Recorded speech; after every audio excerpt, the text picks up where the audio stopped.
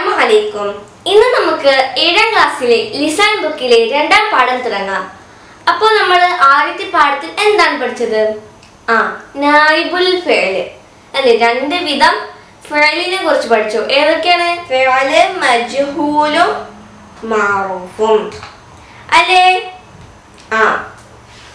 പിന്നെയോ ഫിഅല് ഫാഇല് മഫ്ഊല് പഠിച്ചു അല്ലേ. പിന്നെ അത് നമ്മൾ ഫിഅല് പിന്നെ അന്നായിബു അൻ അൽ ഫാഇൽ ആക്കലും പഠിച്ചു. എങ്ങനെയാണ് ഒരു മഅറൂഫ് ആയിട്ടുള്ളൊരു സെന്റൻസ് മജ്ഹൂലായിട്ടുള്ള ഒരു സെന്റൻസ് മഅറൂഫ് ആക്കലും നമ്മൾ പഠിച്ചു അല്ലേ.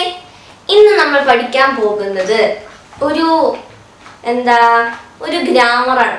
ഓക്കെ, നമ്മൾ ഒരു സ്ഥലത്തെ കുറിച്ച് അല്ലെങ്കിൽ ഒരു സമയത്തെ കുറിച്ച് പറയുമ്പോൾ എന്താണ് ഉപയോഗിക്കുക, ഓക്കെ, അത് അറബിയിൽ എങ്ങനെയാണ് ഉപയോഗിക്കുക എന്നാണ് ഇന്ന് നമ്മൾ പഠിക്കാൻ പോകുന്നത്. അപ്പോൾ ഞാൻ ആദ്യം ഒരു ചെറിയൊരു കഥ പറയാം. ഞാൻ രാവിലെ ഉണർന്നു. സുബഹ് പള്ളിയിൽ നിന്നും ബാങ്ക് വിളിക്കുന്നത് ഞാൻ കേട്ടു. ഞാൻ എണീച്ചു. എന്നിട്ട് വുളു എടുത്ത് ഞാൻ നിസ്കരിച്ചു. പിന്നീട് ഞാൻ സ്കൂളിൽ പോകാൻ റെഡിയായി. ഞാൻ എൻ്റെ യൂണിഫോം ധരിച്ചു. എൻ്റെ ബാഗ് എടുത്ത് സ്കൂളിലേക്ക് പോയി. സ്കൂൾ കഴിഞ്ഞു ഞാൻ തിരിച്ച് ഉച്ചയായപ്പോൾ വന്നു. പിന്നെ ഞാൻ അസ്ർ നിസ്കരിച്ചു. പിന്നെ ഞാൻ വൈകുന്നേരം പാർക്കിലേക്ക് പോയി. എന്നിട്ട് തിരിച്ചു വന്നിട്ട് മഗ്‌രിബ് നിസ്കരിച്ചു. പിന്നെ ഖുർആൻ ഓതി. പിന്നെ ഇശാ നിസ്കരിച്ചു, ഭക്ഷണം കഴിച്ചു. എന്നിട്ട് ഞാൻ കിടന്നുറങ്ങി. അപ്പോൾ എന്താണ്, നമ്മളിവിടെ കുറേ വാക്കുകൾ ഉപയോഗിച്ചിട്ടുണ്ട്. എന്തൊക്കെയാണ്? രാവിലെ, പിന്നെ ഉച്ചയ്ക്ക്, വൈകുന്നേരം അല്ലേ. ഇത് മൂന്നും എന്താണ് സമയമാണ്. പിന്നെയോ സ്ഥലം പറഞ്ഞു. ഏതൊക്കെ? പള്ളി പറഞ്ഞു, സ്കൂള് പറഞ്ഞു അല്ലേ. പിന്നെ അങ്ങനെ കുറേ സ്ഥലങ്ങളും ഞാൻ പറഞ്ഞു അല്ലേ. അത് അങ്ങനെ നമ്മൾ എങ്ങനെയാണ് അറബിയിൽ പറയാ എന്നതാണ് നമ്മൾ ഇന്ന് പഠിക്കാൻ പോകുന്നത്. അപ്പോൾ ഇനി നമുക്ക് പാഠത്തിലേക്ക് കടക്കാം. അദ്ദർസുൽ സാനി, പാഠം 2, അർരിഹ്ല, യാത്ര. അപ്പോൾ നമ്മൾ യാത്രയെ കുറിച്ചാണ് പഠിക്കാൻ പോകുന്നത്. ഓക്കെ, അതിൽ നമ്മൾ എന്ത് ചെയ്യും? അങ്ങനത്തെ വാക്കുകൾ ഉപയോഗിക്കും. എങ്ങനത്തെ? സ്ഥലങ്ങളെ കുറിച്ച് പറയുന്ന വാക്കുകളും സമയത്തെ കുറിച്ച് പറയുന്ന വാക്കുകളും ഉപയോഗിക്കും. അപ്പോൾ രഹ്ലയുടെ അർത്ഥം എന്ത്? യാത്ര. നിങ്ങൾ ആദ്യമായിട്ട് കേൾക്കായിരിക്കും. ആണെങ്കിൽ നിങ്ങൾ എന്ത് ചെയ്യുക? നിങ്ങൾ നോട്ട് പുസ്തകത്തിൽ അത് എഴുതാം.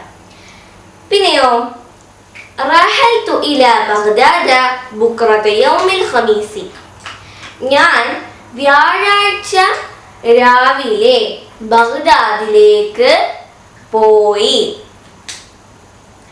പിന്നെയോ വദഖൽതു ബഗ്ദാദ ലൈലത സബ്തി, ഞാൻ ശനിയാഴ്ച രാത്രി ബഗ്ദാദിൽ എത്തി.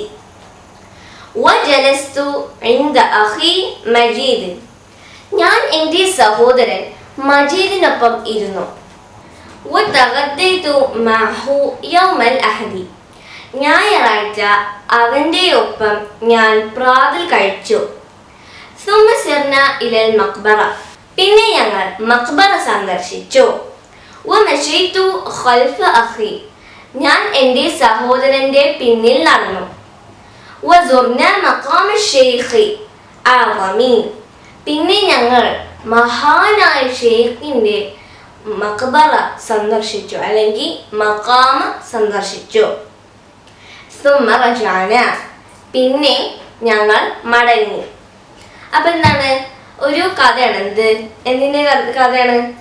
ഒരാള് ബഗ്ദാദിലേക്ക് എപ്പോൾ പോയി, എന്നിട്ട് അവിടെ എപ്പോൾ എത്തി, ആരുടെ കൂടെ ഇരുന്നു, എങ്ങനെയാണ് പോയത്, അങ്ങനത്തെ ഒരു കഥയാണ് അല്ലേ.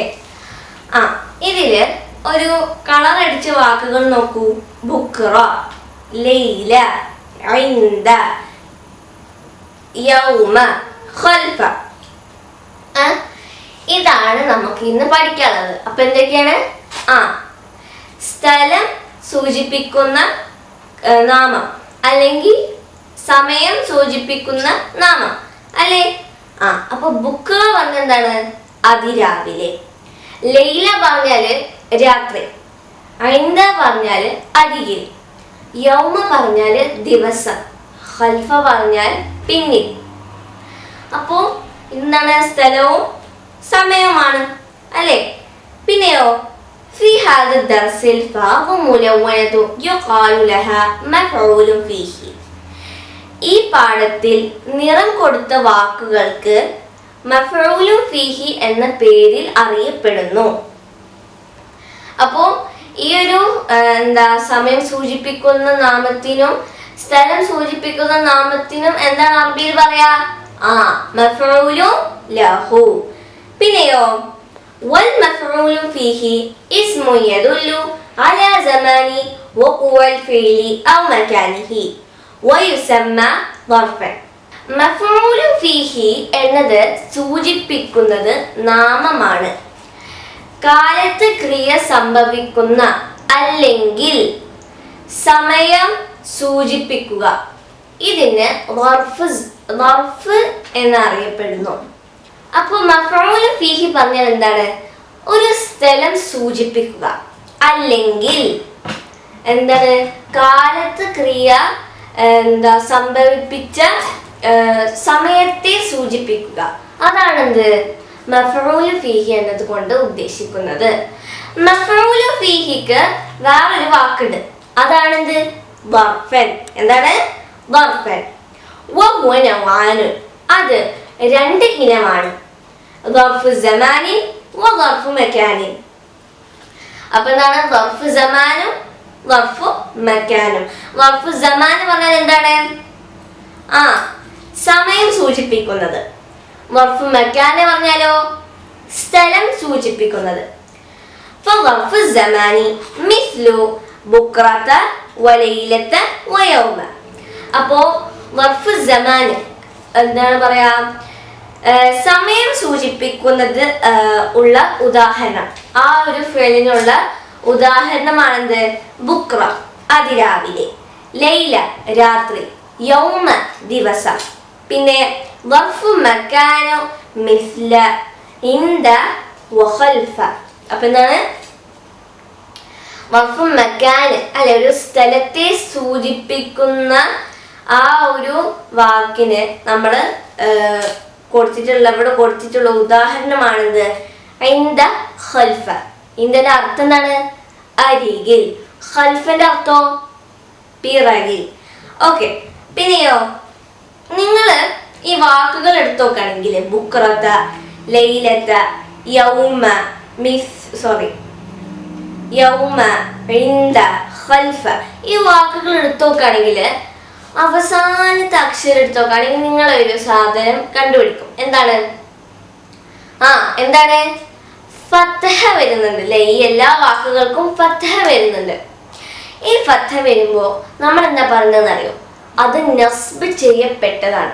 എന്താണ്? ഈ വാക്കുകളൊക്കെ നസ്ബ് ചെയ്യപ്പെട്ടതാണ്. അപ്പൊ ഫത്ഹ വെച്ചിട്ടായിരിക്കും ഈ വാക്കുകൾ എന്ത് ചെയ്യുക? എൻഡ് ചെയ്യുക. ഇനി അടുത്ത പേജ് എടുത്ത് നോക്കുകയാണെങ്കിൽ നിങ്ങൾക്ക് ഇവിടെ ഒരു കള്ളി കാണാൻ പറ്റും. ആ വാക്ക് ഫുള്ള് നോക്കുകയാണെങ്കിൽ ചിലപ്പം തൻവീൻ ഫത്ഹ ആയിരിക്കും, അല്ലെങ്കിൽ ഫത്ഹ മാത്രമായിരിക്കും അല്ലേ? പക്ഷെ എന്താണ്? ഫത്ഹ ആവണം. അപ്പോഴാണെന്ത് മഫ്ഊൽ ഫീഹി എന്ന് പറയാം. ഓക്കെ. പിന്നെയോ വതിൽകൽ കലിമാതു കുല്ലുഹാ മൻസൂബ. ഈ വാക്കുകൾ എല്ലാം നസ്ബ് ചെയ്യപ്പെട്ടതാണ്. അല അന്നഹു മഫ്ഊൽ ഫീഹി. ഈ മഫ്ഊൽ ഫീഹി ആയിട്ടുള്ള വാക്കുകൾ ഫുള്ളും എന്താണ്? നസ്ബ് ചെയ്യപ്പെട്ടതാണ്. വൽ ആമിൽ ഫീ ഹൽഫ ഫിഅലു ലദീ ഖബ്ലഹ. വൽ ആമിലു ഫീ ഹൽ ഫിഅലു ലദീ ഖബ്ലഹ.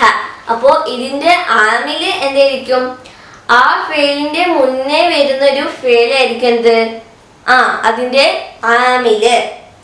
പിന്നെയോ ഇതിന്റെ ബൈത്ത് നോക്കി. الظرف وقت أو مكان ضمنا في باضطراد كهنا امكث أزمنا. ഓക്കെ.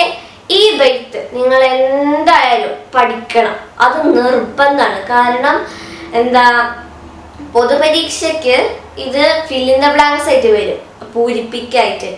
ഇതിന്റെ അർത്ഥം ഇതുവരെ അങ്ങനെ ബെയ്ത്തിന്റെ അർത്ഥമൊന്നും ചോദിക്കാറില്ല. പക്ഷെ എന്ത് ചെയ്യണം, ബെയ്ത്ത് പഠിക്കണം.